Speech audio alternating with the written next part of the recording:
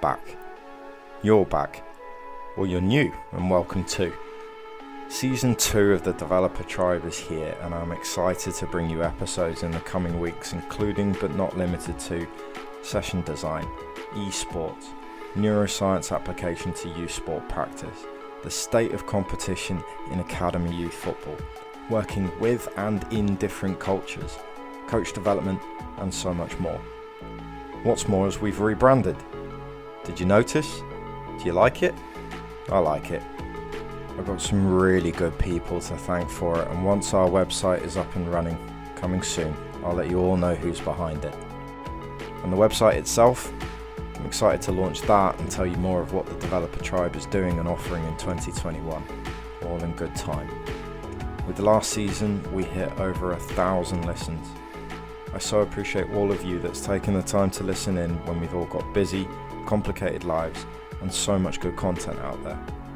You are always welcome at the tribe. Anyway, you haven't come here just to listen to me. Thank you for being here, however you got here. And with that, let's jump in.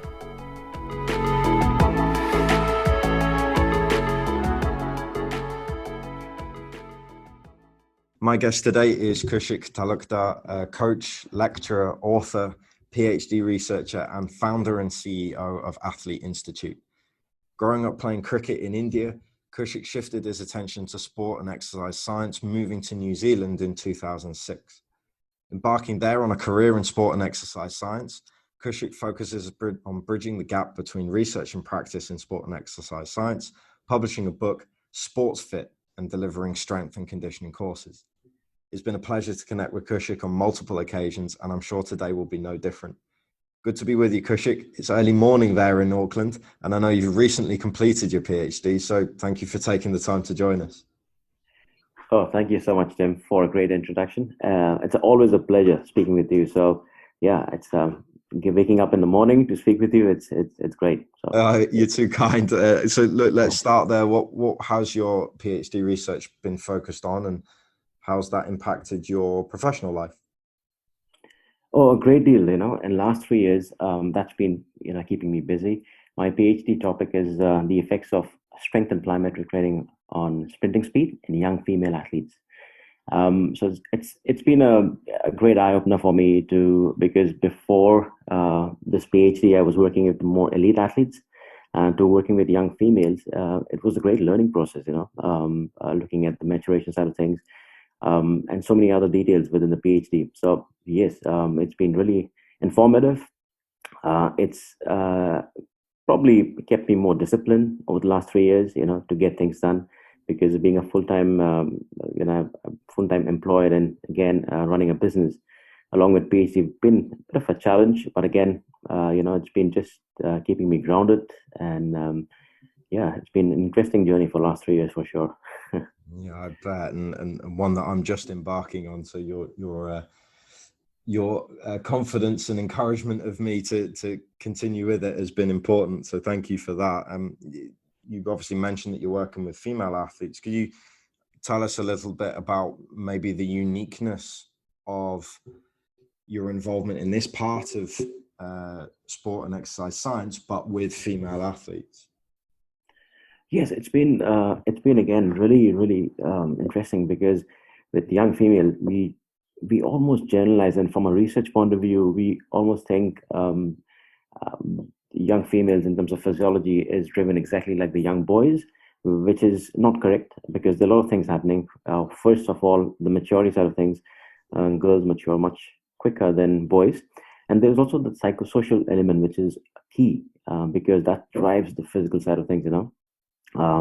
And even basic training, whether it's like a strength training or plyometric training, how they perceive can be quite different. So I think that's why it's been a really, really eye opener for me to learn different things, especially more so in the social and psychological space, and that relates to physical side of things. Things like physical self-concept, and then the stereotypical dogma that we've created from a social angle, how a female body should look like and how it should behave. So these things can be quite tricky. So it was, it's been really, really interesting to to unwrap some of these things. And it's the first time I actually I could see it a bit more detail than I would ever have done. So yeah, so I think that's been the biggest highlight. And I would probably in the future I would be more interested in doing more research in the social psychological side of things, because that's where I think we have more questions than answers. Yeah. Well, that's good to hear, because I'm working in a sociological space, so I'm glad to hear you say that. And you mentioned around physical self-concept, and not to try and get you to condense 3 years worth of PhD research into an hour or whatever this is going to be, but could you tell us a little bit more about how a young female athlete's physical self-concept impacts their physical development? Yes, I'll give you a very simple example, because again, physical self-concept is so it's so deep and there's so much more to it. And for my PhD, I've probably not gone so much in that route. My PhD still focused on the biomechanical side of things. But yes, as a young female, as they participate in sport or in exercise, there's that notion that and how strong is strong for a young female. And sometimes it is the inhibitions that holds them rather than expressing themselves, and that's what I have observed. So they're too busy aligning with their peers in terms of, okay, this is acceptable in terms of expressing my strength or expressing my power. And that is something that has been probably very interesting to see. And when they realize, okay, no, I think I'm stronger or more explosive than I actually think I am, and then they realize, oh wow, this is something new, and this is something, you know. So these things you can see very clearly within a session. Again, I'm talking about the physical side of things, but that it comes very clearly as well. Even with participation side of things, when they're in an environment and they act or behave in a certain way, it is again coming from that social norms of how they should be acting in that particular space, rather than them expressing themselves in terms of the way they are or naturally they would be. So this has been, yeah, this is something I can highlight for sure. What I've seen from my interventions and also over my last 3 to 5 years of work with the young female athletes. Yes. So I think what I'm hearing you say is that we can have a really good understanding of biomechanical development, strength and conditioning principles, but perhaps as coaches, if we aren't aware of some of the psychological and sociological implications of the environment that we're working in, and then the athlete that we're working with, that knowledge only goes so far. Yes. Absolutely, you have hit exactly. This is what exactly what I was trying to say. Because yes, I mean these things are no doubt important. I mean, looking at the kinetics and kinematics side of things of sprinting. What I've assessed across maturation. That's one part of my PhD study as well, and it's important to see how they change in terms of growth. How they're growing at different rates, and how that impacts in terms of force and velocity, kinetics and kinematic side of things, step length, frequency. Those are important things, but they're all part of the bigger uh, thing in terms of how, yes, growth is the physical growth is one aspect, but what's happening in the social and psychological side of things. Because sometimes, as I said, you might put someone sprinting, but it's not that they actually lack the physical side of things. They might just not be expressing themselves, and sometimes it could be, and there's so many reasons to do that actually. And what I just now said was one small example. But there's a lot of different reasons. They just sometimes tend to hold themselves back, and that is something is an important, interesting part. Why do they hold themselves back? I'll give you an example. Actually, I'll give you a better example. So a few years back, and this is nothing to do with PhD. We conducting these tests, as part of the assessment, as part of from the curriculum point of view. So we had these conventional tests like for endurance, which is like your yo-yo test, or we did a 1600-meter test. And what I saw was some of the best performers in the sport, they didn't do very well in these tests. And I was like curious why, because normally they'd be the one who'd be up front.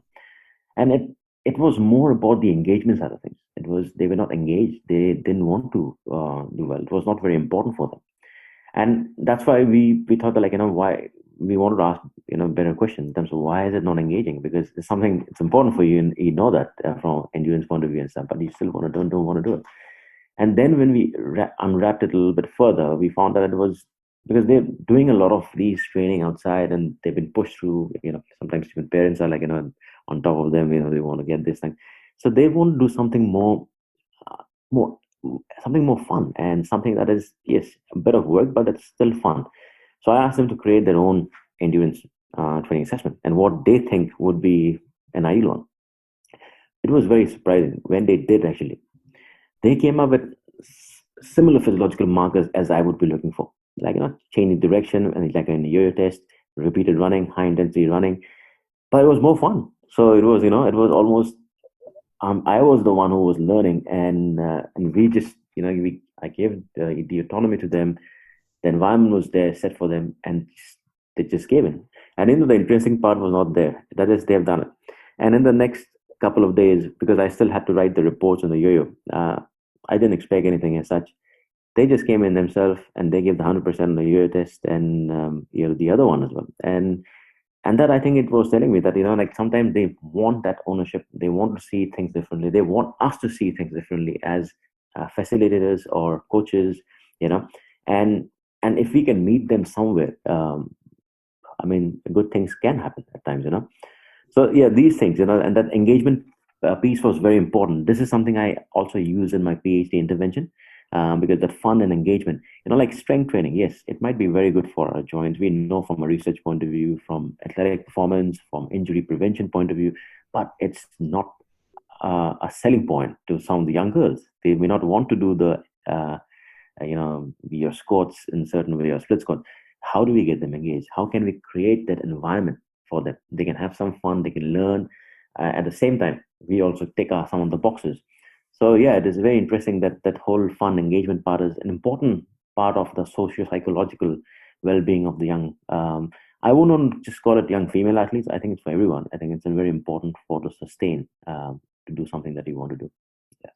That's a brilliant example. I'm so glad you brought it up. And, the words that came up for me as you were describing it was with co-construction with the players. You gave them the opportunity to put something together. And I love that you said that actually the markers that they were producing in terms of that for the physical outputs were very similar to what you would have wanted anyway. I think quite often as coaches, we can underestimate what the players know of the sport or what they're trying to engage with. But what was really interesting there was the part where you said that actually they then came in and did the yo-yo test with the motivation to do it.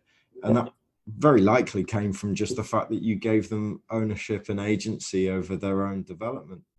That's really interesting. So look, can we shift back a little bit to kind of tell us a little bit about your journey to this point and how you came to some of these understandings? Yeah, it's been a really long journey. I almost feel it's a different life. For sure. you know, as I grew up in India in a small town initially, and my parents have been really, really, they've been very supportive throughout my life. And they are people often ask me the coaching, why do you coach? And I think coaching, one of the most important aspect is about caring for others, right? You care, and that's why you want to do that. And it's probably because I've been taken care of throughout my life. My parents have been really there for me. Yeah, and growing up in India, like how we all grew up playing cricket for some reason or the other, because everyone thinks that they can be a cricketer playing for India, but not very many people make it. So I was one of those. Okay. Who would think that I would probably play for India one day? Anyways, that's my cricket career. I mean, didn't take off exactly how I thought, but I still played a bit of cricket, and sport was something that I grew up. My dad was a competitive tennis player.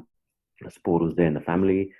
So one thing led to the other, and after this, around that, I'm going a little bit back, so you know exactly where how I've been able to how things are relating. So then, yeah, after my graduation in India, it was for a choice for me. I got a job in a place there, and I was not sure if I should be going towards that route because I just finished my commerce degree, and I want to do something in sport. So at this time, my parents were like, "Okay, I think you should give yourself a shot and do what you like." And since then, it's just been coming in New Zealand and just almost trying to do what I like, so that I can sustain it and I can give my all the effort and time. So yeah, it's been coming here, and here when I came in New Zealand, I was in that mindset that I'll be working with athletes, and that's how it's always.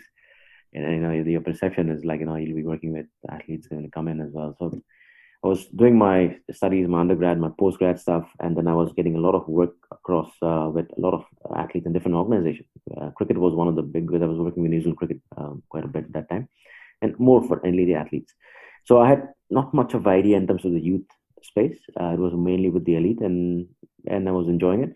But then when I was initially, I was training one young cricketer that was around 2012, I think, World Cup under 19. That changed quite a bit of things in what I had in mind initially and what I wanted to do further. I realized that when I was working with elite, it was more about managing them. But when it came to youth, it was actually where I could innovate and be more involved as a coach. And that was a space that I was really really interested. So that was probably one of the highlights, because the was this guy who had a very severe lower back pain, and he didn't know if he could make it for the World Cup 6 months down the line.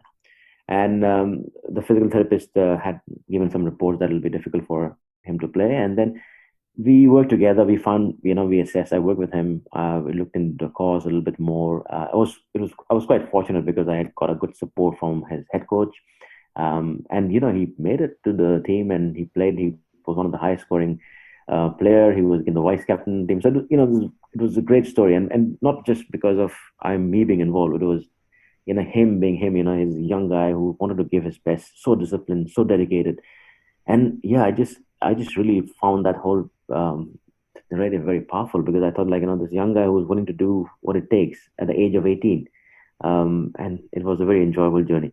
So that led me to more work with the youth space, and I started working with a lot of young athletes across. Then I got the role at St. Cuthbert's College, where I actually work. And so one thing led to the other, and this is where I got into the youth space. And now my company, which is Athlete Institute, we work with a lot of young athletes across New Zealand. We've worked with a lot of football players. So youth athletic development is probably one of our main interests in terms of both research and coaching. Yeah, thank you for sharing that with us. And Yeah. your book, Sports Fit, has the tagline, "Bridging the gap between research and practice in sport and exercise science." So it suggests that there are a number of practical implications. And clearly you do that through your company, Athlete Institute also. So without giving too much away, could you tell us and the listeners about some of the ways in which you do work with youth athletes that has a more holistic development sense than just specifically working on the physical component? Yes, I think again it comes back to creating that environment. We get sometimes too caught up, and that bridging the gap is where you, of course, some of the fundamental universal principles are there from the point of physics point of view. We the Newton's law is so important when we doing our training and stuff, and how we are designing our programs. But that's a very important aspect. But now it comes to how it's applied in the real world, because in real world setting, it's not straightforward. And you have to there has to be a context behind everything you do. So you might have the great content in front of you, but if you want to translate that in the real world, you have to have a good understanding of your environment, what you have resources. And I think that EQ side of things are very very important, because if you're not aware of how everyone in your space, if in your facility, then it's very difficult to accommodate everyone. So what I'm trying to say is that we have to individualize the training, not only from a physical perspective, but also from the social and psychological perspective to that person, if it has to be meaningful. Otherwise, it gets very, very tricky, because you might have few people, you'll have few people, the type A people who will probably come and get the job done and get away. And there'll be a lot of other people I'm talking about the youth athlete space. They might completely miss it, and they might feel like, why are we here? So that's the number one key. That's how you create an environment, and that'll be all different to different people, different environments as well. And that's why initially we spend a lot of time knowing our athletes as much as we can, knowing what they want, why they have, and the most important thing is asking the why. And it's a very important thing. And this is something we spend a lot of time in discussion. And initial assessment is about understanding their why and why they are here, first of all. Because if we don't get that right, sometimes it can be quite tricky, and especially with young boys and girls, because it's a very different space, and they're going through so many different changes for that time in the adolescence period. So it's very important that to be aware of these things, and then accordingly, you put the physical side of things on it as well. Even the physical side of things, and I'll give you an example, small example, like sometimes we get so caught up with the details of how a squat should look like or this should look like. We forget that the growth is happening as well. We forget that a young boy or a girl has gone through a rapid growth where maybe the limbs are growing so fast compared to the torso that they may not be able to squat very well, and that's okay. We don't need to be obsessed just because someone is not able to do a certain movement. What can we do next? Because we are solving a problem here. And can I pick something else right now, which will give me similar benefit for that person, right, without holding them back? If the answer is yes, then let's focus on that rather than focusing on why that person is limited and this is not right, that is not right. So we like to stay away from these things because you can find a lot of problems in a lot of things, but I don't think that's our role. We need to focus on what we can, and of course provide them. If someone needs to improve in certain things, we give them that resource. But at the same time, we don't obsess over one specific thing only, because we look at the bigger picture with the youth athlete development, and then we work back to a bit more details. That's an excellent description. Thank you. And you mentioned around it needing to be meaningful for the athlete, and that part of that process is perhaps co-constructing that individual development plan, that individual learning. And as part of that, it's so important that we understand who our athletes are as best we can. And we can talk about maybe some issues of kind of distance within that coach-athlete relationship in a while. I'm interested in that assessment process. How do you and the coaches you work with, go about getting to know their athletes? It's not easy. I must say that it's not always that we get it right. There are a lot of times that we don't get it right, and we think certain way about someone, and then we realize that it's not right, because we have to acknowledge that they are also, their perception. The first thing is trust. I think it comes from trust. They need to trust you, and you need to trust them as well. Okay, it's a two-way process. It's not just one-way process. We always often expect them to trust us, but without we trusting them. So it's the trust, that building the trust is number one thing for us. We focus on in the initial stage, and once we see that the trust is being built, then we ask the specific question that we need to in terms of why they're here. It's I think it's more of an art than the science. It's how you communicate to people, and certain people will can take it in different ways. So we've got to be very careful as well, especially in a group setting, because sometimes they might a young athlete might give you an answer because they think this should be an answer because of the peers around, the peers environment.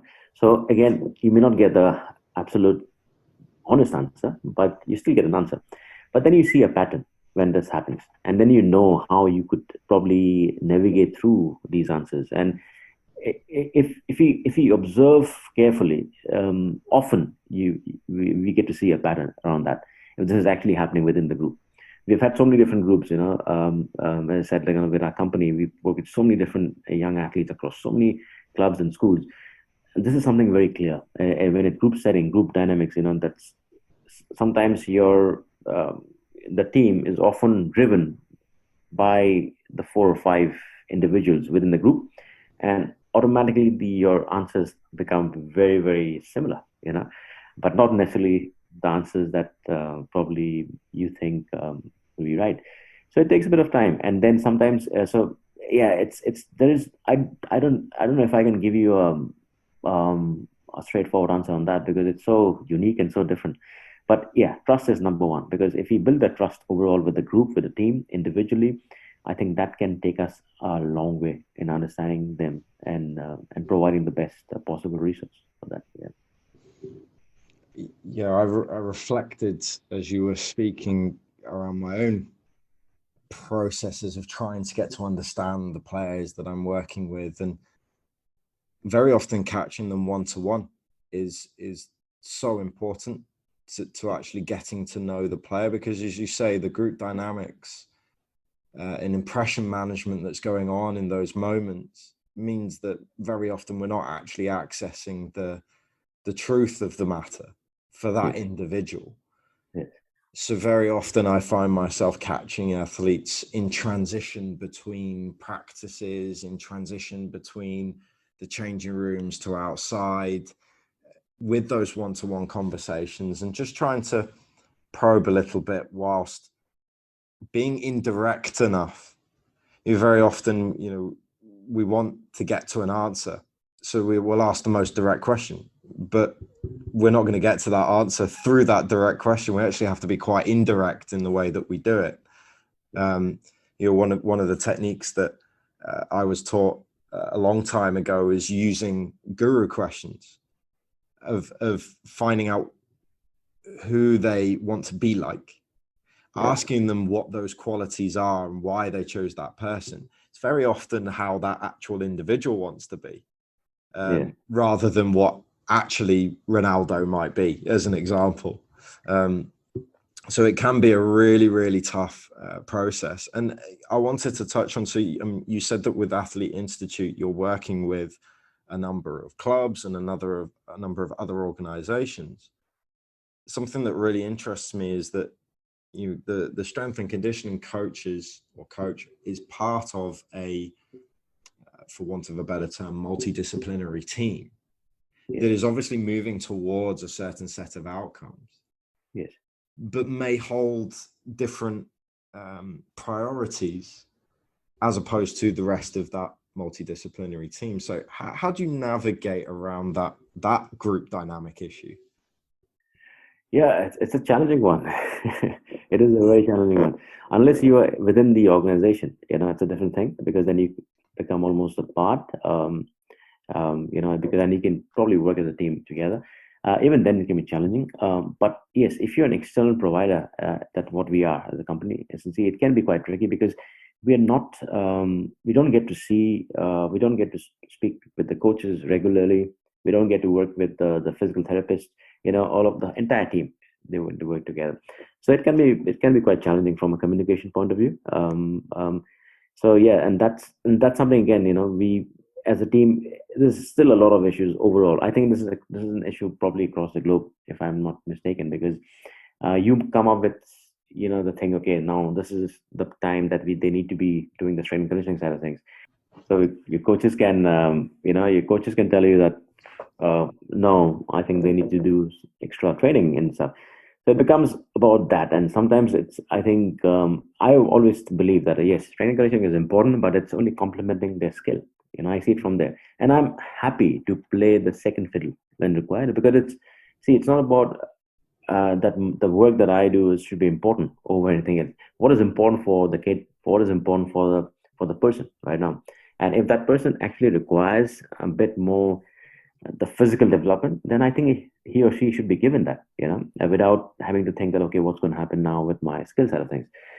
But I always believe, yes, strength and conditioning is complementing it. It's not a means. It's a means to an end. It's not the end in itself. It's not that we want to make it a priority from overall health, not just for the sport. Yes, it can do, we know from a research point of view, it can do some good to the sport as well. But it's more about overall health. It's more about the exposure to other movement, because one of the biggest issues, I'm sure you already know that, is the repetitiveness of the same kind of work, and we sometimes call it early specialization, because sometimes all they're doing is just coming and playing the same sport, and that's what they do.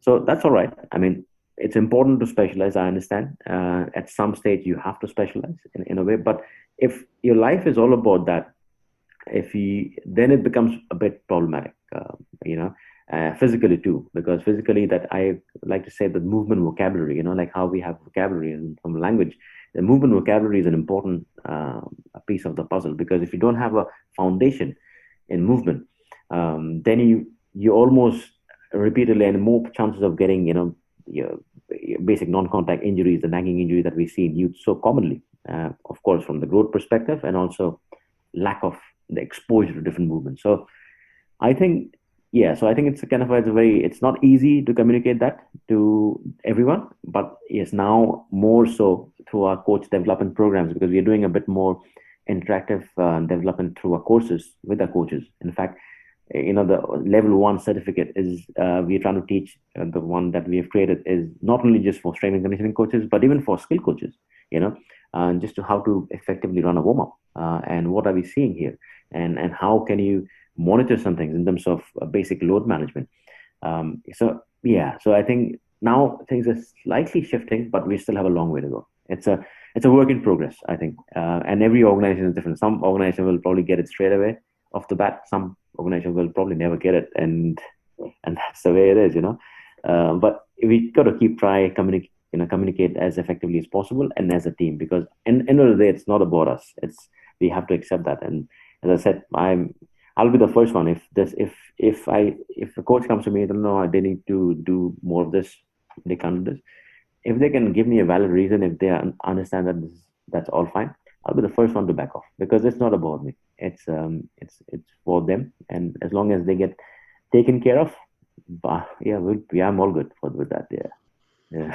I'm pleased to hear you talk about it in terms of it. It's the complement to the sport specific skills, to use that term, that the young athletes are developing. And one of my concerns with S&C programming as part of the development of a team within my own experience has been that largely that S&C program has been the same for every single individual of a team sport squad. So it's a tag on, it's a one time a week practice where everyone does the same thing. And especially in the youth space, maybe more than adult, I don't know, that can't be right. That can't be right, that they're just going through the same things, or really that there's this intimation that these are the things that are necessary in order to be a good footballer, as an example. How do we move away from that and make the programming with the time available still individual? Yeah, I think it's again comes back to education. Education has to be again, again, when I say education, is not about what we probably study through our degree courses and stuff. It's beyond that. Education based on context, and till the time we don't understand that, it'll be very difficult to individualize programs. And I completely agree with you, because there's so many S&C programs being run. I don't know why it's run like that. It's almost like factory style, and just put it out there, and everyone does the whole cycle again, without, no one probably is asking why do we do this. And it's again going back to someone questioning that, and I think we should question more often. We should and questioning is not about criticizing someone, but it's about understanding why are we doing it again, and why are we doing the same thing again, and why is everyone doing the same thing? Are we assuming that everyone is growing at the same rate? Are we assuming that everyone is able to move in a certain way? This is not just an S&C. This is it's probably seen everywhere. Like, I'll tell you on some of the, even say, like, for example, there's a yoga class happening now. People often assume that everyone has a similar joint structure. Everyone is going to move in the same way. So even our coaching cues are exactly set the same way, that everyone has to put their feet in a certain way or hands a certain way. But we never understand that anatomically we are so different to each other. In fact, our right hip structure and my left hip structure might be quite different. So might allow certain movements on this side, but may not allow the same exact precision on the other side. And that's okay. So I think it's again going back to, we need to realize that there are some variations within. From a big picture point of view, from the big rocks, yes, we know that certain things are important. For a football player, speed is important. We know that. We have seen across maturation, speed is the only determinant factor that probably is different across maturation. We know how to develop them, but we can't develop speed exactly the same way for everyone. It's not going to work, because everything from in the structure, from anthropometry, from movement competency. These have to be like these are important factors to consider if we want to see meaningful changes. I'm talking about only physical. Now, there's a social side and psychological side to it as well, if you want to individualize.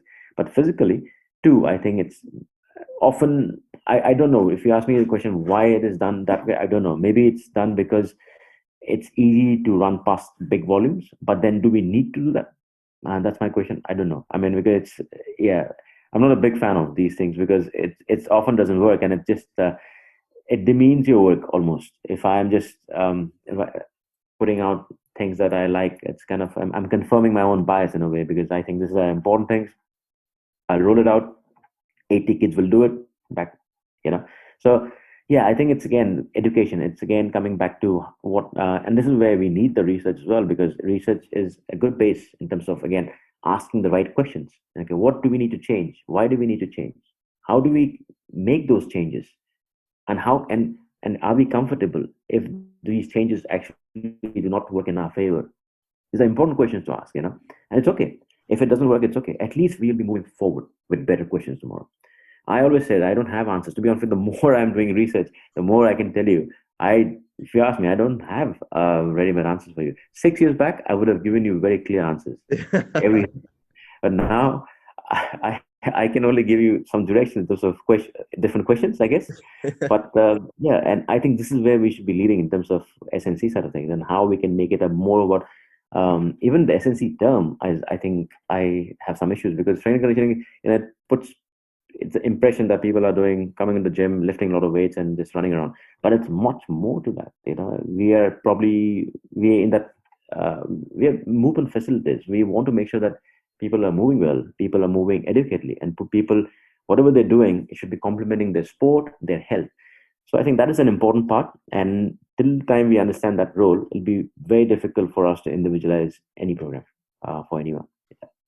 I think I've given you a longish answer for this one, but no, so it's an excellent answer. And I know you said that perhaps 6 years ago you would have given more answers rather than some of the sort of better questions that you have now. Is there anything that you see happening in mainstream practice within sport and exercise science that we do need to, in the immediacy, start to ask better questions? Is there anything that is really is poor practice that you see regularly happening? I think again, I don't want to pick any specific. There's a lot of things that we need to change from a curriculum perspective, and because having a foot in the door in terms of the education side, I understand because I've taught a few papers. I've also been in the receiving end, so I understand. I mean, there's a lot of things, but again, it's not easy. I understand from a university's point of view or the institute's point of view that to make changes, you need a lot of things need to change. But yes, I think we need. And this is where some of the universities have done very well. Like I'll give you an example. AUT has done quite well. Auckland University of Technology. The placements that we get, it has made it a bit more applied learning as opposed to. So because again, you can learn all of these things, but if you're not able to apply on the field, you can get stuck. And that's where you need to. And so I think it's a work in progress all across. But I think there's a lot of things in terms of education because one biggest issue that I have in this field is that the individual bias that people bring in. So, for example, if I have a background, because often I don't know if you're aware of, like say, if I'm a power lifter or so, I will bring that powerlifting bias, and everyone will look and feel like a powerlifter. If I am an endurance athlete, I will bring my endurance bias when I'm programming some of the my team, and that's kind of flawed because the training that I do for myself, it's my own practice. That's nothing to do with the work that I do. You know what I mean? And they have to be almost two different worlds. And this is I see more and more in our field, and that's why there's a lot of opinions, and a lot of especially on social media, there's a lot of arguments. Again, I think we can do without them because those are just noise, and we just need to not take our own work so seriously and focus more on the work that we do for other people. And I think that's the end. If one thing, if I have to pick, that it'll be that that individual bias that often comes in, and I'm sure I must have brought in my own bias in the past, you know, and sometimes we don't even realize that you bring in a bias, you know. But I think that we need to minimize, if not eliminate, straight away.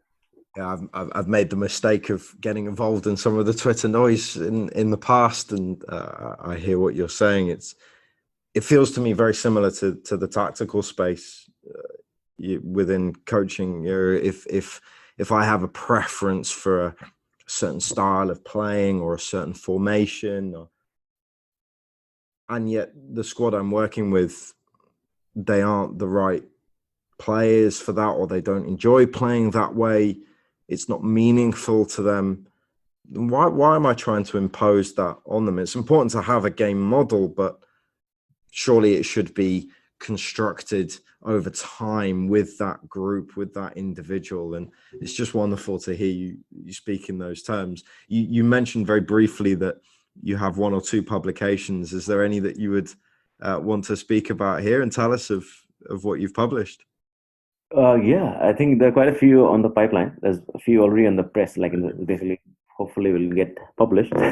Some of the final stages.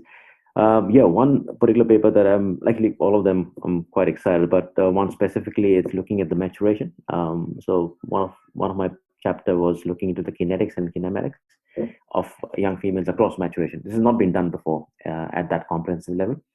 So we looked at the mid PHV, peak height velocity, that is, at the rate at which kids are. I'm just speaking for the viewers here. I know that you know what is PHV.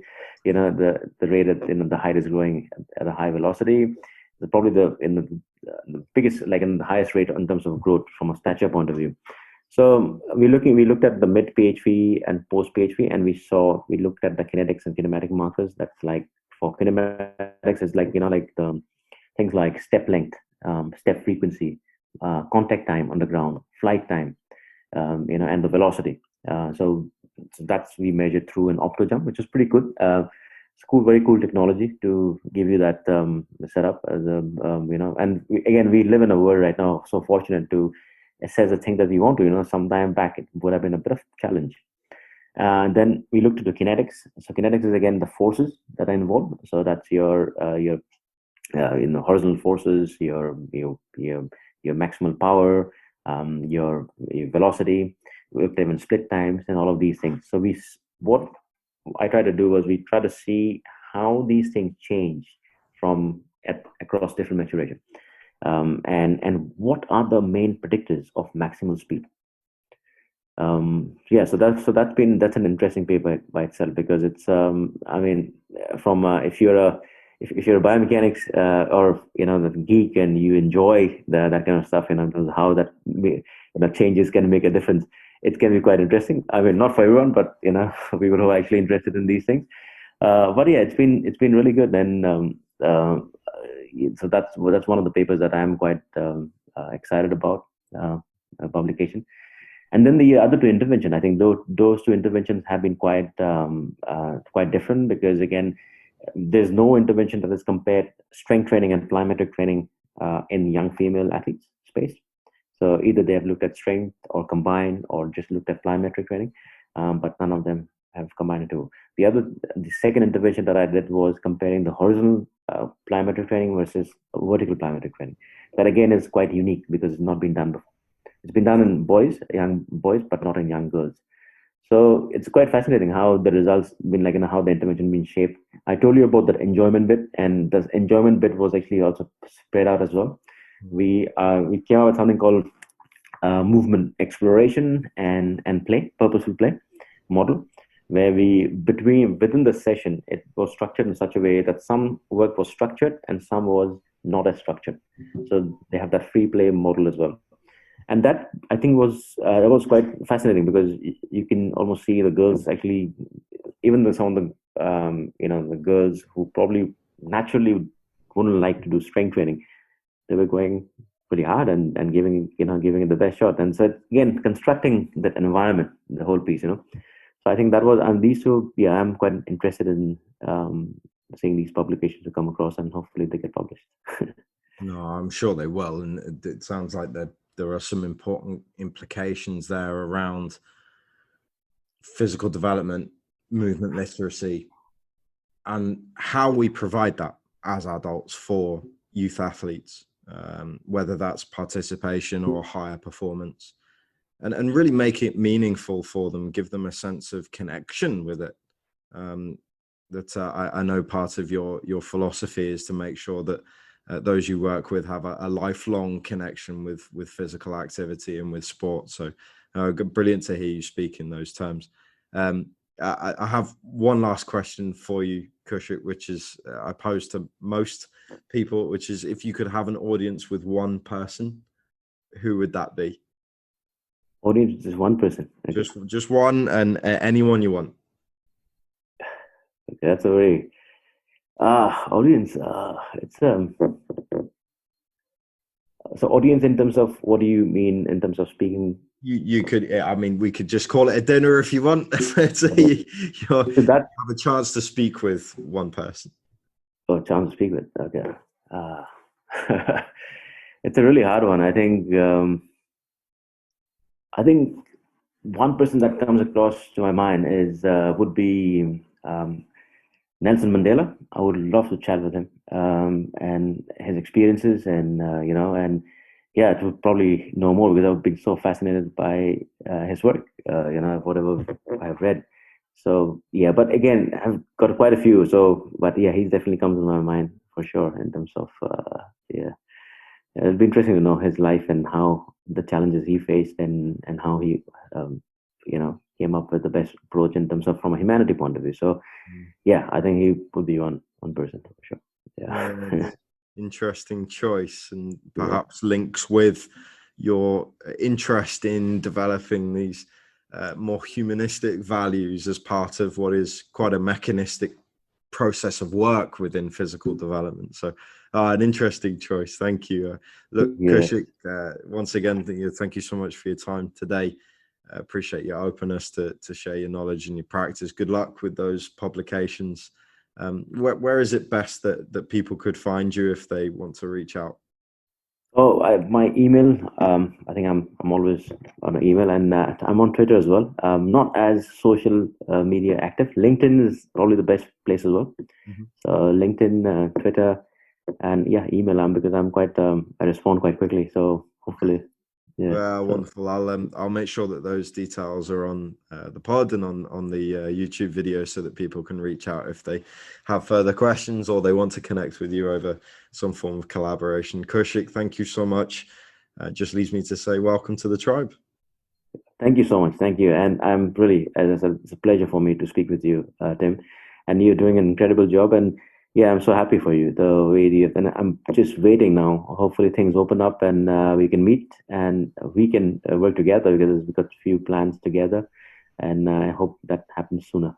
Okay. Likewise, I look forward to that, and I'm sure once we know a little bit more, we can tell people all about it in a later episode with the pair of us. That would be great. Kaushik, thank you again. Yeah, thank you. Wow, what a start.